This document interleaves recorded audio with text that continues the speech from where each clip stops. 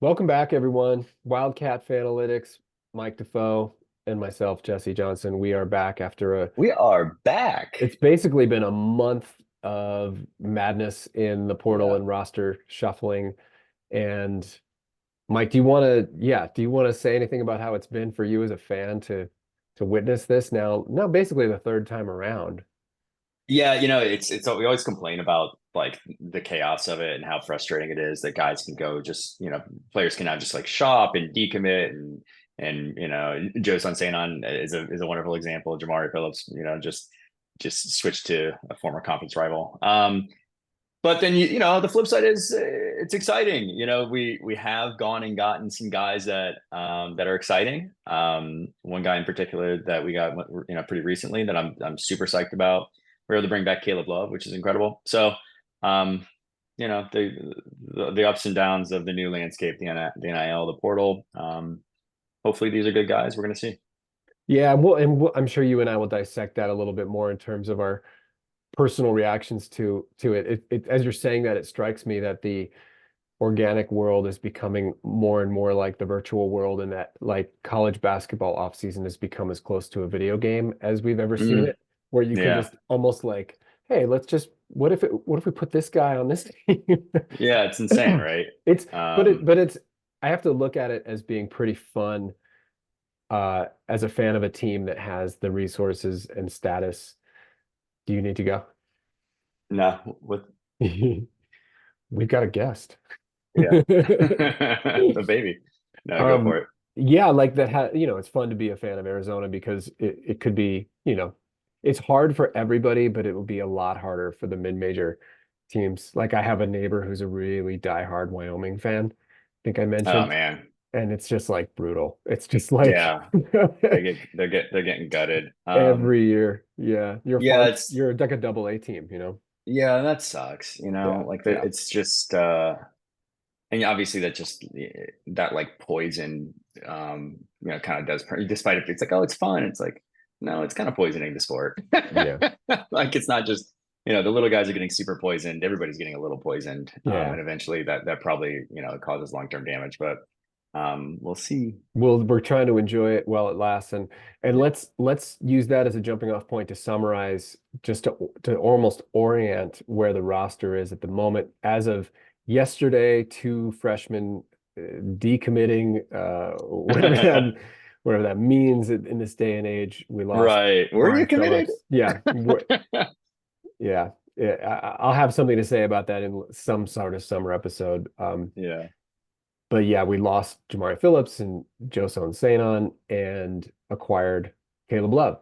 So now the scholarship count, I believe, is 11. Does that sound Mhm. right? Yeah, I that's think we're correct. down. I think we're down two, or we have two open. That's Um, correct.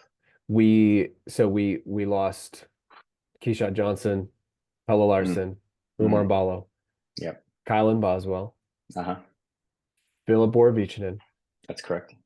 Paulius Morauskas, Uh-huh. Dylan Anderson. Oh my God, that's right. Is that right?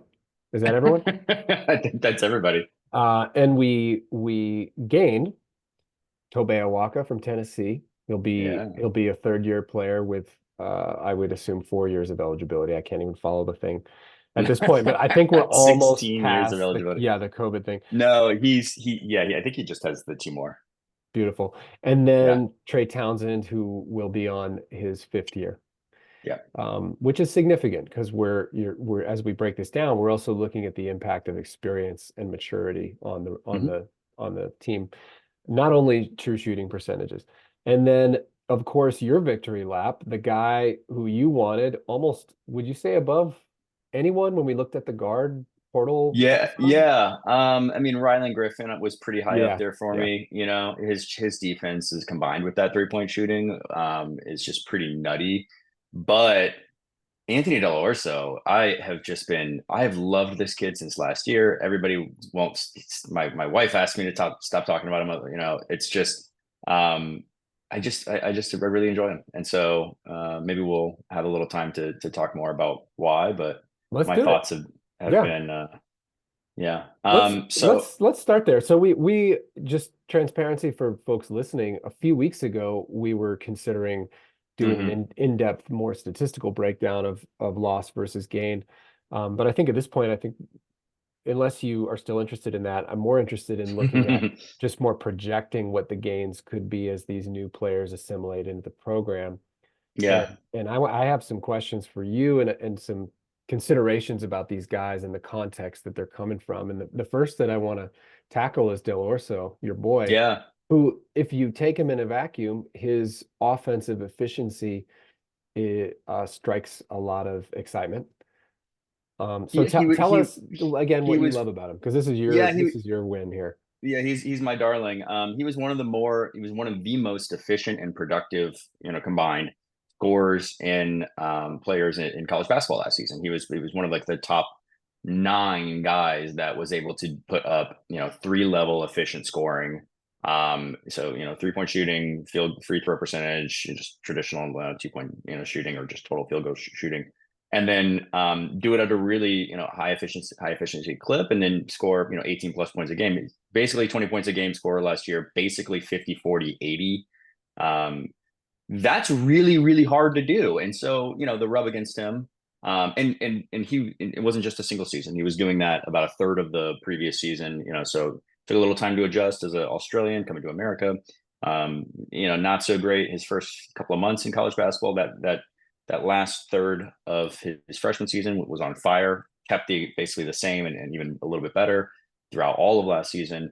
The rub is played really poor competition. So that there's something to be said, like, does that translate? Now, my small counter is if it was so easy to do that, everybody else would have done it. And he was the only guy, there's one of like 2 guys in the mid majors who were actually able to produce that. And so, that's I think he is special. I think he is special. So Yeah, she's our producer for this for producer today. coming up. So you mentioned the competition. If I'm playing devil's advocate, Yes. do you have concerns about a guy not only from the Colonial, which in itself is not necessarily a concerning metric, but Campbell was really bad last year. So Yeah, they were bad. Yeah, I have to ask myself if they had this strong of a strong link, then how do you account for his total impact? Or are we missing something about the rest of the team, or a little of both? Like, why were they I mean, so bad? the rest of the team was trash. He was like one of 2 players who could actually get a bucket. And so I think it's pretty. And if you watch his film, you'll be like, oh my God, like he's just constantly scoring through 2 guys and kind of going over guys. He's 6'6". He's got a plus wingspan. And he's just an incredibly determined and crafty scorer. So I think there's 2 things here, right? The step up in competition is going to be harder for him, obviously. On the flip side, he's not going to be the only guy that is scoring. In fact, he's, people are regarding him as like the 8th option on our team to score. So, having less of a focus on him, hopefully kind of balances that out. Again, I think the natural talent and their proclivity, which is really a thing, right? He's just wired to score. Yeah. Does not need a green light, is just perpetually green. That's not going to go away. His feel for the game, his talent is not going to, his skill rather is not going to go away. So I think it does translate, but even if it doesn't, he's not a starter. We're asking him to be a bench scoring option, and I think we're going to be really, really happy with the results out of that. And it's really encouraging that a kid of his stature in this day and age would gladly accept that role. That says a lot about who he is, similar to KJ last year, similar to Pella the year before. That or says a lot. Jaden last year Or as well, Jaden right? last year. Thank you. Yeah. Getting an all SEC, all freshman SEC team, and then, hey, I'll come off the bench. Yeah. And we've seen in the portal how crazy it is and how crappy it is. And kids demanding stuff that maybe seems unreasonable. He says, yeah, I love your offense. I love your program. Let's go. Let's ride. Whatever you guys need me to do. Yeah, and what I get curious about then is, and this is similar to Trey Townsend, I think they're similar in that makeup that you described. How well can their individual defensive impacts improve in this system? Yeah, and that's the big question mark for both of them, right? So the one thing, hey, do the offenses translate? Because like Trey Townsend is that same kind of wired to score guy, and we've seen him do it against better competition, so that's good. Check, did pretty well in the tournament scoring, but do the defenses translate? And maybe if you have less of that scoring load, because you're not the only guy who can get a bucket, you're one of several, one of a bunch. Do you step up defensively? Del Orso not super strong, but he's got great body control and great stop start and good length. And so I think he's not going to be KJ Lewis, but I think he can be effective. Right. I mean, Townsend, I don't know. yeah, yeah. I think Del Orso has the physicality and the body type. You would think that it's more about effort, instruction, and like just willingness. And hopefully, Yeah. like you think, I think if there was ever a team to incorporate the skills of guys like Del Orso and Townsend, this would be it, because you've got Bradley, Lewis, and Love, who are together a pretty darn elite defense. So you have room for error. You have Yeah, room for error. that Yeah, that point of attack defense is going to be really good with those yeah, guys, and then Krivas, who obviously needs to step up, but we've seen you can kind of I can believe in that trajectory, yep, right? And then you have Toby Awaka. Even if Krivas doesn't step up, Awaka was really productive, really efficient in limited minutes, yeah. but He's tailored. in the SEC. He's in a way the guy that I have the least question about coming into our Yeah. system. I think Oh yeah. he's going to immediately add a lot of support to our defensive floor. Hmm. And I don't think he's a guy that's going to go get 20 points a game, but No, he's of almost course. like Ballo. He's almost like a Yeah. Ballo, but a more defensive oriented and obviously more versatile. I love that Awaka could play in a big lineup next to Krivas Hmm. or next to Henry or next to Steven, Hmm. or he could play the five next to Bryant or Townsend. Yeah. Yeah. And I think Definitely. that was a huge, I think together these guys, you have to consider the package deal. Each Right. of them on their own. Like I remember when we signed Townsend, everybody who follows us is like knows that we were a little lukewarm A little poo poo. at Yeah. best. Yeah. But I think Townsend gets stronger with the Right. addition of Awaka. And that's what we called for. Yeah. Yeah, Genius us that like, okay, if you get him, you really got to go get a guy who can switch and be really a strong defender and rebounder. Can play the five mostly, but Yeah. maybe some four, and he is that guy. So everybody's true shooting percentages either maintained or improved. And I'm looking at past, the recent transfers, Hmm. just as a reductive value to look at, what we can expect out of these guys. And interestingly enough, the guy who jumped the most was Jaden Bradley. At Alabama, he was 48%, and this last year he was around 56. Now, again, we're not necessarily saying correlation is causation, that it was Arizona or Tommy Lloyd. A lot of times people just improve because they get a year older, more experienced. Either way, it lends itself to a pretty good estimate of what these three could do. And it's especially exciting with a guy like Del Orso and Townsend, who Townsend was less efficient, but if everything we're hearing about the willingness to be a team guy, Yeah. then I would imagine with an improvement of premium shots that these guys should only get a little better.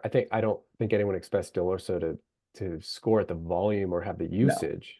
Yeah. Yeah. So I want to hear what you think about this as we invite back in Caleb Love. The debate about would you rather have these other guys, these young guys, or Love is over because Love's back. Right. And so yeah, Yeah. let's get into it. What do you want to Yeah. see? Yeah, so one of the things in speaking about Bradley and Lewis, because this is the interesting part. When you have Bradley and Lewis with Love, and that's great. They're like you said, defensively they're monsters.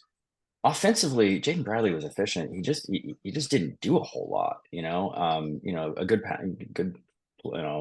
point guard, good creator for others, but was efficient as a jump shooter, but just didn't take a whole lot of them. Didn't do a ton at the rim and wasn't that efficient at the rim. KJ Lewis similarly really doesn't have like a go-to scoring method that is like super efficient. they'll surprise you. They'll hit a jumper and you're like, oh my God, that's awesome. So those guys need to take a step up. But if it was just those guys and then guys you couldn't rely on to score within the other rest of the group that we brought in, maybe you'd go, I don't know, man. Caleb Love is going to have to take like 20 shots a game, and that's a recipe for disaster probably. So I do love bringing in Townsend and Del Orso, Yeah. who again are wired to score, Yeah. because I think that they can be a pressure release for Caleb Love, and I think he deserves that, where he doesn't have to feel in a game that he has to go take all these jumpers. So hopefully that lends to him, doing a little less of that dribble jump shot. You know, you know, tunnel vision, right? Yeah. Yeah, and then in moving him to as backup point guard, he gets to create for those guys who you can trust to actually want to take shots. Yeah. Colin Boswell did not want to take shots a lot of times last year, or at least didn't take shots in the best. Let's drop that joke. We're gonna move past that joke. It's not worth it. Bella Larson, obviously, I wanted him to take 15 attempts a game. 13 was my ask. I think he only got down to like 11 or something. And so, yeah, I think it's kind of critical for Caleb Love for him to get the best out of him. He needs to be playing next to guys who are also green light, wired to score. And so hopefully Townsend, if Jaden Bradley and if KG Lewis don't step up to where that they're like, A1 scoring machines, which I don't know that we should expect that, then you do have these guys, which is great. I think that's a really, really good fit for what Caleb needs, and for the ceiling for the team. Yeah. There's a huge presumption of role embracement and identification. And I would make the argument that last year there were no shortcomings of potential roles to play on that team, meaning that unlike the year before, the roster had more than enough to go all the way. Yeah. And what my take on why we had the results we did was that it seemed like there was role confusion. It seemed like there was individual lack of confidence, interpersonal lack of trust. Again, this is just all my interpretation, but Yeah. where I bring it back to Caleb Love is as I've said, I love him as an individual competitor. Mm-hmm. I would love to see the process of self-reflection and awareness translate into team efficiency. Yeah. And I think that's and I don't know what to expect. I don't know what type of person he is. I don't think he's selfish. No, no. So I've seen a film breakdown of his, and I linked to this when he first committed to Arizona. He did a film breakdown. I think it was with Sam Viceni, Hmm. of the Athletic, and this was back when I was just pretty anti. I mean, not even pretty. I was full blown anti Caleb Love, and I watched this thing, and I'm like, the guy is super insightful, and he knows what's going on in that basketball court, and he knows what he's doing wrong. I mean, as he's breaking it down, he's like, "Oh yeah, that I should have done that, and what I could have done was this." And he's even surprising Sam with going, "Oh, actually, that's a really good call. You could have done that. Yeah, that's so you. Oh, you do know, driving into those guys what you should have done differently." Right. And then he doesn't do that on the court. And you go, "What's that? What's the divide?" Right? I, I'd like to think. Look, if it's just that he can't, he gets in, he sees red, right? If he just, Hmm. he tastes blood in his mouth and he goes rage mode, then we're F. It's Yeah. just is what it is. But I think that there's structural things that we can do for him as a team Yeah. that again are a pressure release for that, right? And Because yeah, sorry. he does seem insightful. That's all. Totally. And I think what you're bringing up is super interesting to me because there's a difference between insight in a calm, reflective Right. environment and Totally. what we've talked about several times about processing speed and self-regulation. I think that's good. Yeah. Those are going to become more household concepts to the viewer as neuroscience begins to take up more space in the modern world. But watching Denver, the Nuggets and Hmm. Jokic, like watching Jokic process the game Yeah. is it shows to me the impact of brain functioning and self-regulation can overcome so much athleticism and skill. Because Jokic is obviously like there's so many jokes out there about his Right. lack of athleticism and quickness. And he's got great feet and he's actually kind of sneaky quick, but he's not in the league because of his athleticism, right? He was a No. mid-second round pick. Right. And what we're starting to learn has more value, but is way harder to measure is the brain processing speed and the ability to Yeah. stay within your nervous system to make those calls. And I think Caleb is going to improve to the degree that he can work on the inner game, the Hmm. degree to which he can work on self-regulation and processing. And if he doesn't, he'll make all the same mistakes. Yeah. And not because he doesn't care. It's because he actually gets so sped up Totally. that, and then the like lower conditioning takes over, like it would for any of us, right? Whether it's fight or 100%. flight, right? Yeah, definitely. And so I think Um, I would love to see him just kind of like find someone to help work with that stuff. yeah, Whereas some guys just need to get in the gym, they need to get reps, like Tobe Awaka just needs to go work on his footwork and the post totally. skills, like, Grievous Rivas. needs to be doing squats and Yeah, deadlifts and yeah, stuff, but yeah. and just working on his hands and but But Tommy's yeah, asking them to make decisions, and I think to your point, yeah. at the end of last year, you pointed out that they started putting the ball in Caleb's hand at the top of the key, and the Pella ball screen and the Umar ball Oh, it's screen so were good. some of the simplest yet most effective places to put Caleb. And I actually think the eye test to me says that he's actually better at processing when he's in like a facilitator mindset. Yeah, It seems like when he's on the wing in our continuity offense, yeah. even if you go back 2 years ago and watch some of the Ben Matherin team, if you go back and watch the Houston game, if you haven't watched that team in a while, you're going to see they're actually quicker and more fluid than the last two Arizona teams. Mm, Like even in that game where they looked like they were really struggling, the ball hmm. moved better, they were more connected, things were flowing. And I think that's Caleb's challenge is when he gets in there, sometimes whatever happens, he's in the flow. He's like a surfer who catches a wave and it's like, this is the best guard in the country. Yeah, And then sometimes it's like, wow, you couldn't have made a worse decision. right. Like And I what? Like think, why yeah, would you do that? yeah, and right, and they both come from the same place. They're just like one is routed through a really distorted signal chain. So Yeah, I think that's why we're all so on pins and needles with this kid because you see how well it could go, but you also see like his bad is really bad. yeah. Unfortunately, it is. And I look back when I was looking, I was wondering about could he grow last year, and he did grow last year, right? Compared to the 2 years prior, he did. Yep. Or the 3 years prior, Yeah. pardon me. But his best period at UNC was when he had Brady Manick, who was a really Mm. intelligent offensive player, playing next to him, and he really relied on him. They relied on each other, and so you could see his decision making immediately improve with Manick on the floor.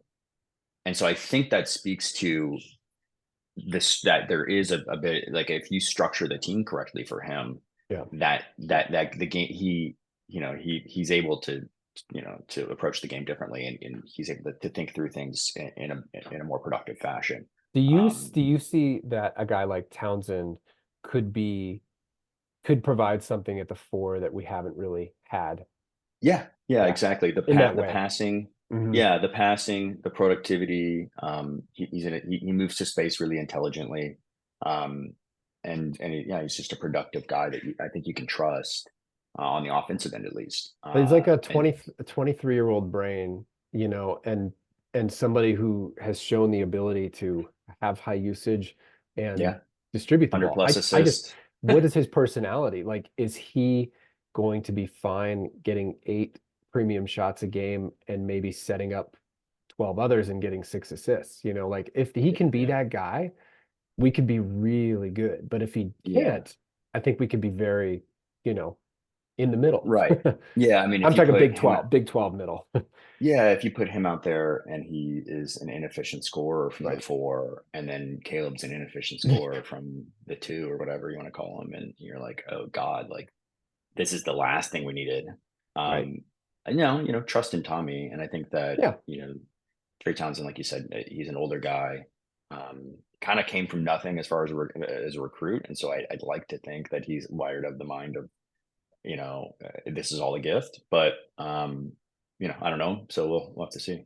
And I do trust that. I think the exciting thing about this season is that I think Tommy is putting those two guys as sort of the uh, you know, the main cogs in that system. Hmm. And he's saying you two are going to make the majority of the decisions because I think if those two can get connected, similar to the way that you maybe witnessed Love and Manic, those two can be connected. It seems Yeah. like everybody can elevate. If those two end up operating in isolation, Yeah, that's exactly. so the stakes are a little bit high, right? It's not Keyshot. Keyshot was going to be like do no harm, but he might just Totally. disappear, right? Yeah.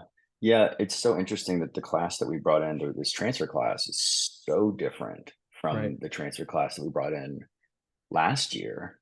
I think where you had these guys who were a little bit more proven at the higher level and were probably, I don't know, that Townsend and Del Orso and Awaka are it's different. Hmm. Um, but I'd like to think that this is what the team needs. Yeah. Yeah, right on. Yeah, not a super insightful statement. That's mostly just hope, I'd but like to think this is what the team is. Well, Keyshot went from a true shooting percentage of 58 to 62. He was sneaky efficient last year. I think we just expected him to find more consistent, more diverse and consistent ways to impact the game. I expected more out of him on the boards. I think that's actually one way in yeah, which he really didn't actualize. I think he actualized in a number of ways, but this is also the challenge when you've got a guy whose individual focus is to make the NBA, and there's one main skill that the NBA requires from a guy at his position, which is to, hit corner threes. yeah, And and he he did did it, that. And he did which it. is great. And he But and he helped us that way for sure. yeah, Yeah. yeah. But Townsend can also hit corner threes, which is Yes. great. Yes. But hopefully he retains that productivity, that motor that he had at Oakland to go grab those rebounds and then be able to push the ball and make good decisions with it. Um, yeah, I'm excited to see. He kind of gives us a little of what we lost from Pella, Yeah. in that regard. Having like Yeah. an intelligent, creator-ish on the wing. 3-4.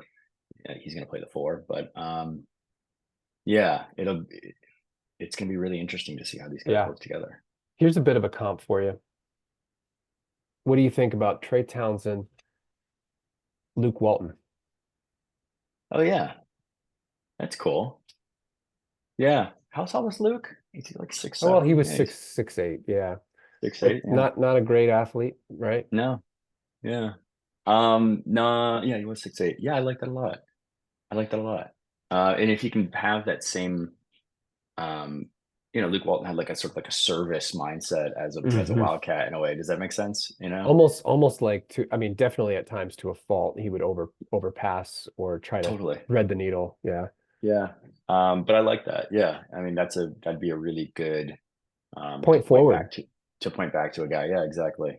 I Um, think like the genius in this lineup could end up, if we're looking at this next year and we're like, here's why this all worked. It's because Bradley and Lewis shouldn't really have excess pressure, even though they're going to have expanded roles. mhm. They with and we haven't even mentioned Krivas, who is really like they're going to try to play through him. Oh, of course. Like Yeah. one of the best shots on the court is an Umar dunk, right? He was Yeah. 70%. You can get it, it's boring, but if you can get a 2-footer every time, then you're going to win a lot of games.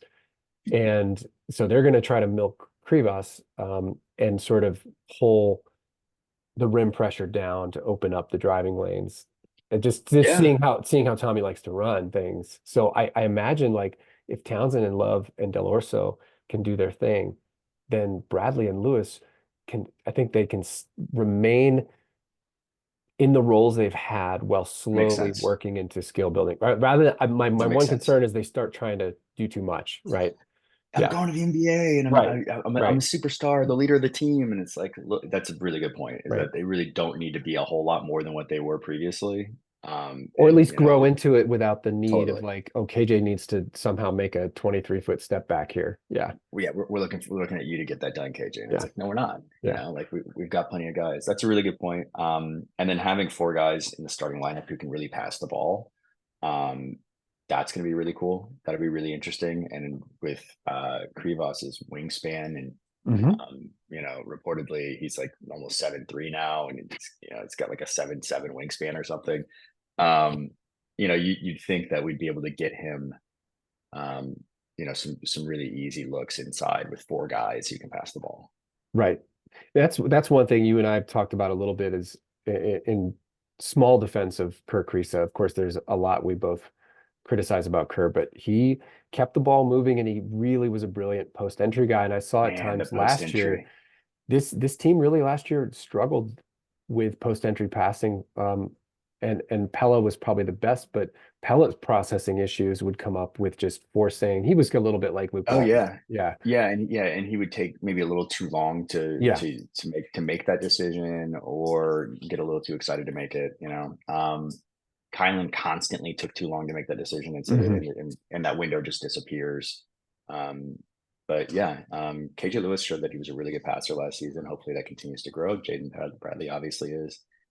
Caleb, did his thing, and you got Townsend as well. And And Carter Bryant, I think, is going to be an excellent. He's going to fit excellently into this, I think. I love that we keep going like 40 minutes without talking about I Carter know. Bryant It's somehow. time. It's time. Let's give him his go. I think I I picture in February being like, hey, he's our best passer. Or he's our best like post entry passer. High low. I could see the high low with him and Krivas. Yeah, I mean, I'm like, imagine putting Carter Bryant in the middle of a zone. I just think Yes. he Yes. could absolutely Just like destroy carve him up. inside. Yep. Yeah. So I'm hyper excited to see what Carter does. I like this group as it currently stands. I think obviously there's room for, you know, 10. You could say, hey, look, we're probably could use 10 more minutes a game out of a perimeter player. You think that's Yep. fair? I Um, do. Yeah. This comes back to oh, wait, so let's take two forks of this conversation and you take mhm, whichever or both if you want. yeah, So we had this conversation in November and we saw this coming. If Tommy squeezes the rotation, yeah, those guys are going to be gone. And maybe that had to happen because of the changing times, right? yeah. Okay. So do you still believe there's space to regularly play 9 or 10 guys and how could that potentially benefit the team long term, short term, or are you feeling more like, you know what, this is cutthroat time and we got to just play 8 and then accept that everybody transfers? Those Um, are your choices. yeah, exactly right. Well, yeah, so we've got 8 right now, really, not counting Henry, which is kind of crazy. Not counting Conrad, not counting Emmanuel. I think So we Connie got gets in the early games. I think he's going to get a 3 or 4 minute segment in the you first have half, and he's you got to have produce. to Yeah, you have to, because you have to see if he can play, or because just or cut him or have if him transfer. Right. if well, because you need to know for the future, like what Yeah. two things. One, obviously the point guard depth is really shallow, and so if Yeah. if there's some issue with Jaden Bradley or Caleb Lewis, immediately you're going to be thinking, well, gosh, we probably need to think about inserting Conrad, or having him be at least available. I need So that kid to get a shot. I think yeah, it helps everyone. And I think last year the energy on the floor raises every time he comes in. And I think, play him until he absolutely loses us a game. I just don't like and the crazy thing for me in sports is that you've got all these guys who you trust making yeah, disastrous plays at, right, it's like this kid, he made a few mistakes, but mostly he does positive things, right? I don't need him out there yeah, for 25 minutes, but give him 2 or 3 minutes.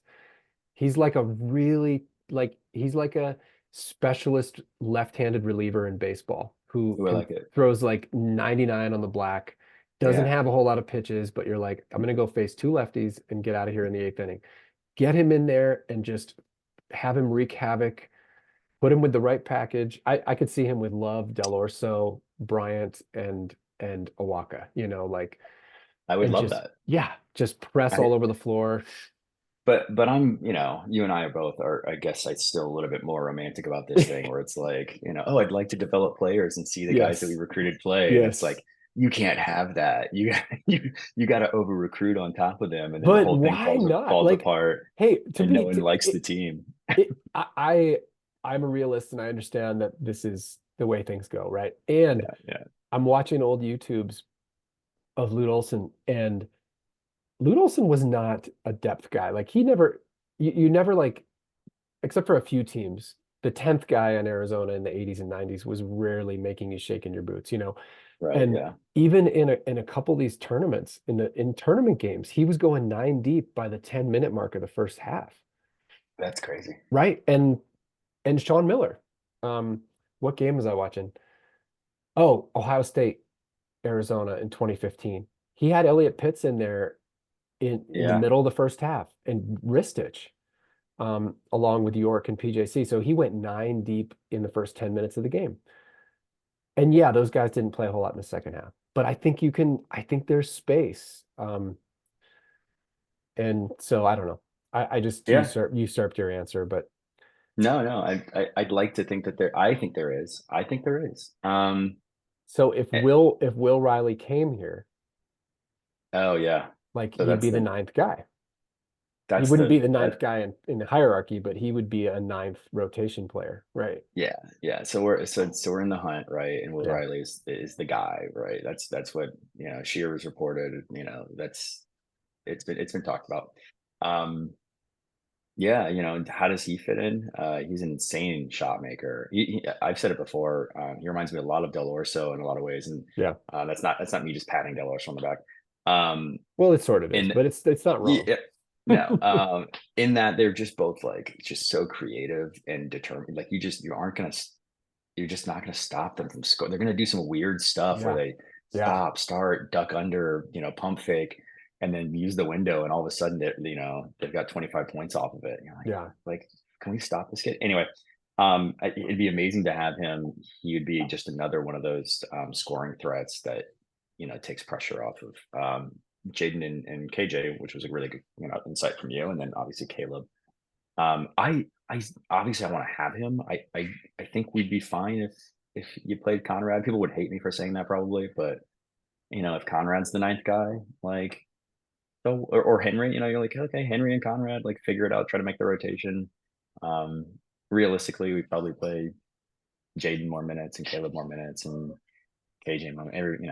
Realistically, it probably is just a 10-man or an 8-man rotation. Hmm. Yeah, Yeah. as you said earlier, it's a big off season for Tommy. And Hmm. with the rotation, you really have to make a choice about what your pitch is to future transfers and recruits.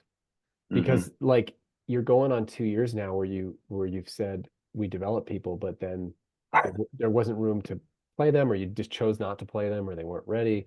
And Yeah. so, you can't give hollow voice to that too much longer. You've got to be able to show some evidence. Right now, what you're saying is, well, we rotate guys from the portal and they develop, you know. So you've got to make a choice. And I almost wonder if one of the strategies is to take 11 scholarships and hold two. And, if you get a mid-season must have, can't miss guy, then maybe you add a guy. But you've Yeah. got, I mean, like we're not in the era anymore where any 18-year-old American is going to settle. Not many are going to be like KJ Lewis and see that path. yeah, You you'd be got to like, be look, able to see a path by maybe the I'm the second ninth year. guy, or maybe, but I'm gonna fight my way in, and all Right. of a sudden I'm the next guy, I'm the seventh guy. Um, yeah, it's tough. Obviously John Calipari said, to the extreme, he's like, look, maybe I just have 8 guys. Right. I don't Right. on And the entire fill team, in with walk-ons. Yeah. and just walk on the rest It, of it it so we can practice. it I don't makes know. it makes sense. I mean, I Yeah, wouldn't do like, 8, but I think like no, 10, I know. because you have injuries, but Yeah, there's a trade-off of having disgruntled, 9, 10, 11, 12, 13 that are really good players that could have gone to Campbell. I mean, I start thinking about Philly B being in the same recruiting class as Del Orso. You know, what if you reverse those roles and Del Orso signs Right. with Arizona as a freshman and Philly B goes to Campbell? Yeah, and does Del Orso get the minutes in order to fight through that those first 3 months of him sucking, and or does Philly B, look like a god by the end of his, second year in the CAA? Maybe. And Yeah, the additional challenge that's not working in Tommy's favor is that prior to his entering the Pac-12, it was an 18 game schedule. And so you had Mm, 13 non-con yeah, games. So you could throw in two other lower Division One games, even if you wanted to have a pretty challenging 6 games. And now you've got to do your work with 11. And given his and propensity it's to schedule, he's yeah, cutting the opportunities for 9, 10, and 11 to. So that, I mean, I'm just saying it's a balance. I'm not saying, it's right or wrong, but I think he can't straddle both sides of the line much longer. And so it'll be an that's a important good year. point. It'll be an important year to be able to say, like, you got to pick a lane, because I don't think, maybe just what he knew as a developmental program at Gonzaga in that era is just not possible in the same way in this era. It's, And maybe he's accepted that.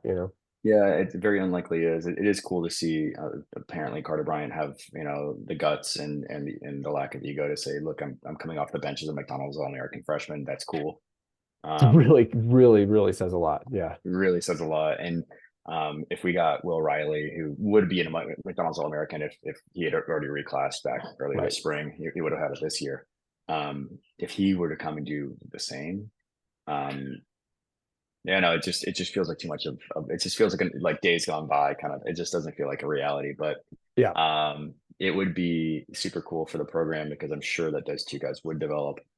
And you would be able to point back to go look what we did with KJ. We gave Kylan the opportunity, every opportunity Oh, possible. yeah. More than he deserved. Um, Yeah. and then you say, look what we did for KJ, look what we did for Carter. And so he would be able to point to the development of these prep players that are coming in. Similarly, that he's been able to point to, hey, look how much better we make transfers look. Clearly able to hang his hat on that right now. Would love for him to have both. And also it'd make me feel better about the romanticism of, the kid still. Because there was nothing more satisfying, when we were younger, in watching a little knobby-kneed freshman come in, and then by his senior year he was doing Yeah. something, and that just gave such a beautiful attachment to the program, that we sit with these guys for multiple years, and it felt like we were on this in the same family as a way. Yeah, and it's so cool. What I love about sports is to see, the human endeavor for excellence, right? And so to see a guy not being capable of that, and then you're emotionally attached to his journey, and you see him achieve Yes. it, it makes it all the more impactful and important. And so, hopefully, we still get some of that. Shout out to Carter, shout out KJ, Yeah. Will Riley, come on down, buddy. Yeah. Yeah.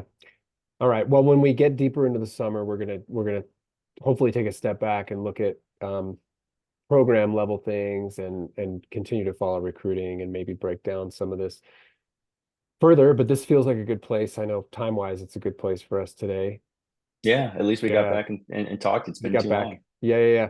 So thanks for everybody for listening. We're gonna get more into our normal depth and analysis in the Hmm. coming weeks as the roster settles. I would Yeah, imagine we need another guard. I would think, even if we don't get Riley, I'd imagine we find somebody right. Yeah, who's a yeah. willing ninth person, 10th person. And hey, I'm not giving up on Henry until he gives up on himself. So not that he's a guard. Uh, yeah, no, I hear you, but he would be, it's possible for him to be a 9 to 10 person. Yeah. Um, yeah, and we've talked about it. That guard that was at UCLA, Liblu. How do you pronounce his last Yeah, I don't know. name? Anyway, he's still out there, and there's something about him that was You like exciting him. back then. And yeah, he's big, he's got good length, he's athletic. Does he want to stick around and not play another year? Maybe Hey, because Tommy's nice. the sleeper guy that I liked, both sleeper guys that I liked Yeah, went to Duke. yeah. Yeah. Sion James, that kid from Tulane, went to Duke. Yeah, Mhm. yeah. Oh wow. I think he's going to be really good. But yeah, Del Orso is good, and Yeah, it would have been awesome to have like a Zadari Richmond or something like that, but those East Coast kids are tough to poach. But Tough to pull. at this point, you're looking at, somebody who's I could even see him getting um, an international prospect or somebody Yeah, I who think doesn't so. But mind, doesn't have an expectation of immediate playing time. The portal stuff is probably played out. Although my guy from Georgetown is still Brumbaugh is still out there, and he fills some nice kind of gaps. and you could still have a grad transfer, right? Because Mm. they're not portal guys. They can Oh, just good point. announce when they can announce anytime during the summer to say, hey, look, actually, I'm going to go.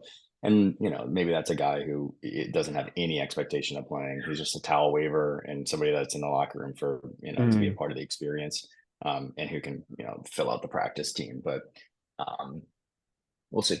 You know who would have been perfect? Jamari Phillips. Jamari Phillips would have been ideal, actually. Yeah. Sometimes Damn it. if these kids just hang in there and slow down, yeah, who knows? I've got a whole minutes breakdown right in front of me. I got 10 minutes a Yes, game penciled for Jamari Phillips. man, I feel for these But kids. They've got uh, yeah, they're almost just become the psychology of their handlers and their support, the yeah, adult supporters, and not everybody has great support staff, Not that he yeah. doesn't. It I don't know anything about that, but it seemed like there was some stuff in there that got a little messy. So, feels like it. but I'm just thinking like he actually would, now that Saint On's gone, I mean, he actually would, yeah, there's a path to playing time. He fills a nice There- role. Yeah. Yeah, there was an easy path to 10 minutes, and it could obviously be more if he was making his shots and being the guy, obviously, who he thinks he is. I But won't belabor it you because gotta, no, you gotta want to, and you gotta be willing to take that role. And I'd say at the end of the day, I think there was enough kind of smoke around those two camps that said maybe these guys aren't really fit to be, you know, successful freshmen here. So we do have a no yeah. assholes policy in the locker room, and maybe they would have broken that. Right on. Well, thanks again. As always, bear down, Wildcat Nation. We'll be back with more when the time is right.